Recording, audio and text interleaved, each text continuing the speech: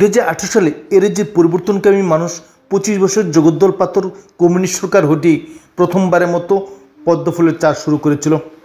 2018 সাল হতে আজ পর্যন্ত বিরোধী রাজনৈতিক দলগুলি একের পর এক জোট সরকারের বিরুদ্ধে তথা ট্রিপল ইঞ্জিন সরকারের বিরুদ্ধে ব্যাপক সার্জিক্যাল স্ট্রাইক করে চলছিল।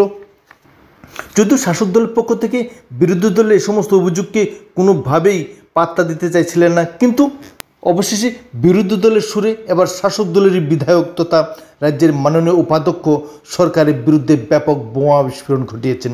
এতদিন ধরে বিরোধী দলগুলি সরকারের বিরুদ্ধে ব্যাপক অভিযোগ তুললেও সেই সমস্ত অভিযোগের কোনো সারবত্তা নেই বলে এবং বিরোধী নেতৃত্বদের চোখের ছানির অপারেশন করানোর জন্য পরামর্শ দিতেন মুখ্যমন্ত্রী প্রফেসর ডক্টর মানিক সাহা। কিন্তু এবার প্রশ্ন দেখা দিয়েছে দলের বিধায়ক এবং দলের বরিষ্ঠ নেতা, সেই সঙ্গে রাজ্য বিধানসভার উপাধ্যক্ষ যখন দলের বিরুদ্ধে সরকারের বিরুদ্ধে একের পর এক বোমা বিস্ফোরণ ঘটাচ্ছেন, তখন কি বলবেন রাজ্য মাননীয় মুখ্যমন্ত্রী প্রফেসর ডক্টর মানিক সাহা? উপাধ্যক্ষ রামপ্রসাদ পাল নিজেই দলের বিরুদ্ধে একের পর এক সার্জিক্যাল স্ট্রাইক এনেছেন।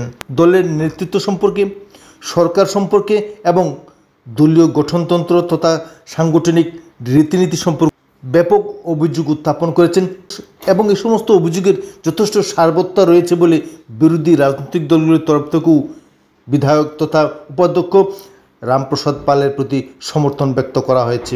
এতদিন বিরোধী দলের দাবিগুলিকে সরকার সম্পূর্ণভাবে খারিজ করে দিলেও গেরুয়া শিবিরের অন্যতম বরিষ্ঠ নেতা রামপ্রসাদ পাল যখন সরকারের বিরুদ্ধে দলের বিরুদ্ধে অভিযোগ উত্থাপন করেছেন, তখন নিশ্চিতভাবে দুবার ভাবতে হবে এবং এই সমস্ত অভিযোগ কেন, কী কারণে করা হলো এবং এই সমস্ত অভিযোগ যে সত্যি সত্যি এর যে জনগণের অভিযোগ সে সম্পর্কে বিজেপি রাজ্য নেতৃত্ব, সেই সঙ্গে ট্রিপল ইঞ্জিন সরকারের অন্যতম মুখ্যমন্ত্রী ডক্টর মানিক সাহাকে আবারও একবার ভাবতে হবে।